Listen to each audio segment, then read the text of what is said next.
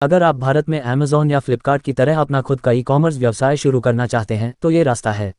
साथ शुरू करने के लिए ई-कॉमर्स सामान और सेवाओं को खरीदने या बेचने की एक ऑनलाइन प्रक्रिया है। यहाँ कोई भी लेन देन करने में कोई कागजी कार्रवाई शामिल नहीं है। Step 1, define your business name. व्यावसायिक नाम हमेशा महत्वपूर्ण होते हैं क्योंकि वे आपको ये पहचानने के बाद एक पहचान देते हैं कि आप क्या बेचना चाहते हैं। व्यवसाय का नाम आपके व्यवसाय की कानूनी पहचान होगा। यह आपके उत्पाद को आसानी से विपणन करने के लिए एक कमरा खोलता है। आपके द्वारा चुना गया नाम सरल और अद्वितीय होना चाहिए।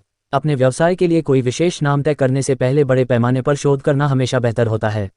यह आपको सुरक्षित रहने देगा और इस प्रकार ई-कॉमर्स वेबसाइट शुरू करने वाले सभी लोगों के लिए वास्तव में महत्वपूर्ण है।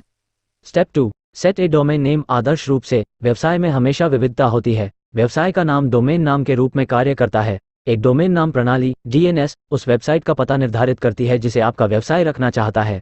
ई-कॉमर्स बिजनेस प्लान के लिए महत्वपूर्ण कारकों में से एक वेबसाइट है। विभिन्न मार्केटिंग रणनीतियों को विकसित करने में एक वेबसाइट उपयोगी हो सकती है। यह आपके और आपके ग्राहकों के बीच संपर्क के बिंदु के रूप में कार्य करता है। एक वेबसाइट किसी भी समय कई लोगों के लिए सुलभ होती है और विश्वसनीयता का माहौल बनाती है।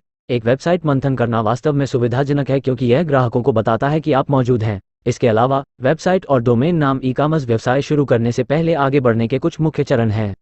Step 3, identify the types of business and register. लोग व्यवसायों के साथ एकमात्र स्वामित्व, साझेदारी या सहयोग के रूप में जुड़ते हैं। इनमें से प्रत्येक के साथ एक फायदा और नुकसान जुड़ा हुआ है। उदाहरण के लिए, एक एकल मालिक के रूप में कार्य करना हमेशा आपको कई जोखिमों के अधीन करता है। किसी विशेष प्रकार के व्यवसाय के बारे में निर्णय लेने से पहले आपको तौलना चाहिए जो आपको सूट करता है। इनकम रिमूवल सिस्टम IRS आपको अपने व्यवसाय की संरचना को अपने दम पर फाइल करने या आपकी सहायता के लिए एक अलग फाइलिंग कंपनी प्राप्त करने की अनुमति देता है। MS।